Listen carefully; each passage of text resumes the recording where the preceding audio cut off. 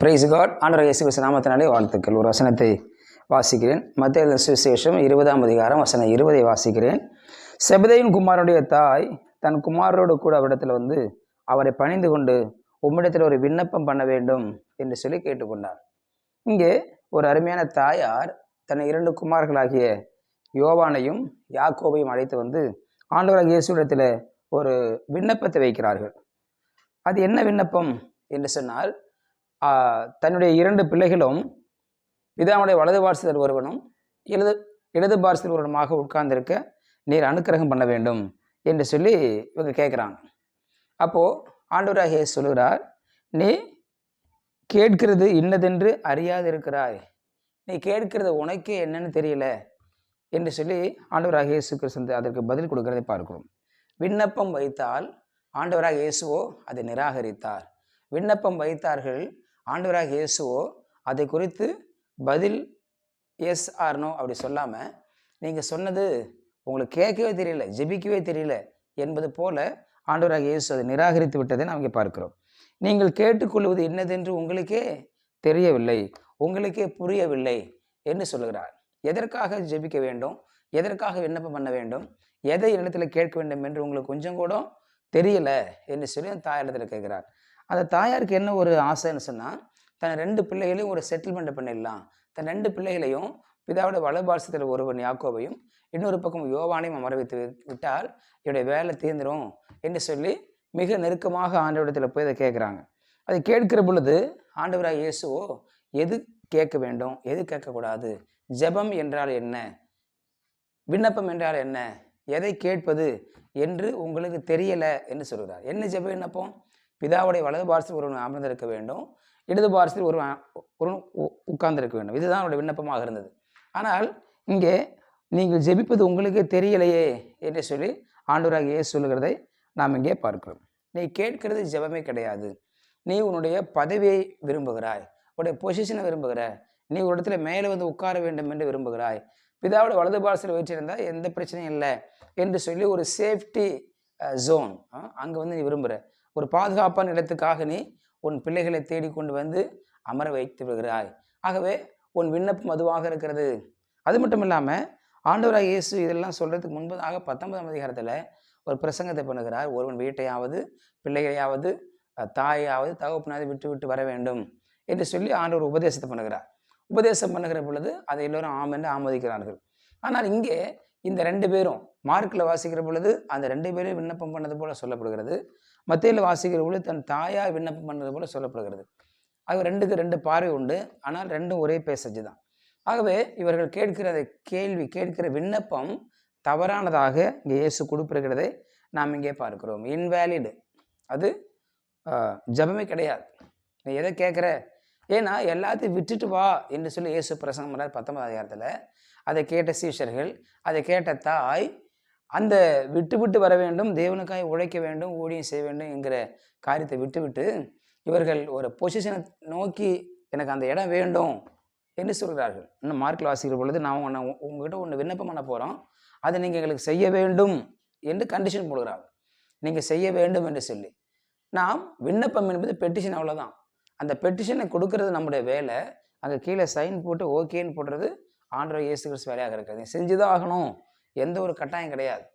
ஒரு மாவட்ட ஆட்சியரை பார்த்து ஒவ்வொரு திங்கட்கிழமையும் போயிட்டு மனு கொடுக்குறாங்க. குறை தீர்ப்போர் நாள் என்று சொல்லி ஒரு நாள் இருக்கிறது. அங்கே போய் மனு கொடுக்குறாங்க. மனுவை கொடுக்குற பொழுது அங்கே உள்ள ஆட்சியரை பார்த்து எல்லாம் செக் பண்ணி எந்தெந்த இடத்துக்கு போகும் என்பதை சரியாக அவர் அனுப்புகிறார், அந்தந்த அதிகாரிகளுக்கு அனுப்புகிறார். சிலர் பார்த்தா இன்வேலிடாக இருக்கும், இன்வேலிடு. அது கேட்கறதுக்கு உண்டான அந்த இடம் அது இருக்காது, அதை கேட்க வேண்டிய இடம் அங்கே இருக்காது. சில பேர்த்துக்கு எதை கேட்கணும்னு சொல்லி தெரியாமல் ஜெபிக்கிறத பார்க்குறோம். சில பேர் எதை தான் கேட்கணும், இன்னும் கொஞ்சம் வேணால் பரலோக ராஜ்யத்தில் எங்களுக்கு கொஞ்சம் பங்கு வேணும் கூட கேட்குற அளவுக்கு இருப்பாங்க. அப்படி அல்ல. ஆகவே ஆண்டவராக இயேசு இங்கே நீங்கள் என்ன விண்ணப்பம் பண்ணுறேன்னு உங்களுக்கு தெரியலை, கேட்க தெரியலை, ஜெபிக்க தெரியல, விண்ணப்பம் பண்ண தெரியல என்று சொல்லி ஆண்டவராக இயேசு கிறிஸ்து சொல்கிற வார்த்தை நான் இங்கே பார்க்கிறோம். ஆகவே தான் இந்த ஜெபம் இன்வேலிடு. இதை பரிசீலிக்க கூட முடியாது, அதை ரெக்கமெண்ட் பண்ணவும் முடியாது, அதுக்கு என்ன பதில்னு சொல்ல முடியாது. ஆகவே வலது பார்சம் இடது பார்சங்களுக்கு வேணும், 2 பேரும் போட்டி போடுறாங்க.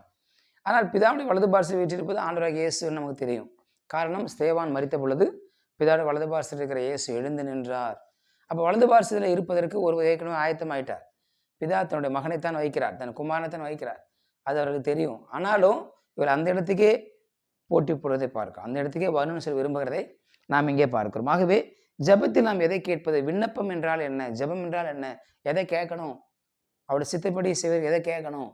இந்த பூமியில வாழ்வதற்கு எதை கேட்கணும்? பரலோக ராஜ்யத்துக்கு அடுத்தவைகள் மேலே நமக்கு எண்ணம் இருக்கிறதா, நாட்டம் இருக்கிறதா, அல்லது என்னுடைய ராஜ்யத்தை கட்ட விரும்புகிறேனா? தேவனுடைய ராஜ்யம் மனுஷனுடைய ராஜ்யம், தேவனுடைய ராஜ்யம் இந்த பூமியின் ராஜ்யம், தேவனுடைய ராஜ்யம் இந்த பூமிக்கான ராஜ்யம், இப்படி மாறி மாறி இருக்கிறத பாருங்க. தேவ ராஜ்யத்துக்காக யார் பிரயாசப்படுவது, தேவராஜ்யத்துக்காக யார் ஓடுவது, அதுதான் முக்கியம் ஒழிய இந்த உலகத்தில் என் ராஜ்யத்தை கட்டுவதற்கு அல்ல, உங்கள் ராஜ்யத்தை கட்டுவதற்காக இந்த பூமியை தேவன் நம்மை வைக்கவே கிடையாது. இந்த பூமி நமக்கு நிரந்தரமானது அல்ல. இந்த பூமி நம்ம ராஜ்யத்தை ஸ்தாபித்து நாம் நிலைத்திருக்க முடியாது. எப்பேற்பட்ட தலைவர் எல்லாம் போயிட்டாங்க, எப்பேற்பட்ட தலைவர் எல்லாம் இந்த பூமி விட்டு போயிட்டாங்க, மறுத்து போயிட்டாங்க. ஆகவே ஆண்டவராக இயேசு இந்த பூமியில நம்ம வைத்திருக்கிற நோக்கம், பிதா நம்ம இந்த பூமியில் வைத்திருக்கிற நோக்கம், அவருடைய சித்தத்தை அறிந்தவர்களாக, நோக்கத்தை அறிந்தவர்களாக, ஆகிலும் என் சித்தத்தை இப்படி அல்ல உம்முடைய சித்தப்படி ஆக கடவுது என்று பரமநிலை ஜெபத்தில் ஜெபித்து முடிக்கிறதை பார்க்கிறோம். நம்மாகத்தான் ஜெபித்து முடிக்கிறபடி, ஆண்டவரே என் சித்தம் அல்ல, ஆனால் இந்த 2 பேரும் ஜெபம் பண்ணுறாங்க, நான் ஒரு விண்ணப்பம் பண்ண போகிறோம், அதை நீங்கள் செஞ்சு ஆகணும்னு சொல்கிறாங்க. செய்தாக வேண்டும் என்று சொன்னால் ஆண்டவருக்கு கட்டளை எடுக்கிறது போல, எனக்கு தெரியாது உங்களுக்கு தெரியாது எனக்கு தெரியும்னு அர்த்தம்.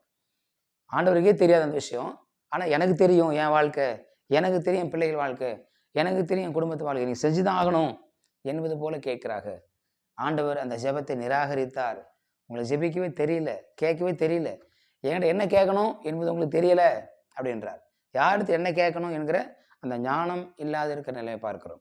யாருக்கு எதை கேட்கணும், பெற்றோர் என்ன கேட்கணும், டீச்சர்ஸ் என்ன கேட்கணும், ஒரு அதிகாரி என்ன கேட்கணும், எந்த அதிகாரி யார்கிட்ட என்ன கேட்க வேண்டும் என்பதை சரியாக அறிந்து கொண்டு கேட்பதுதான் சரியான ஞானமாக இருக்கிறதை பார்க்கும். ஆகவே இந்த ஜெபம் ராங் ப்ரேயர், தவறான ஜெபம்.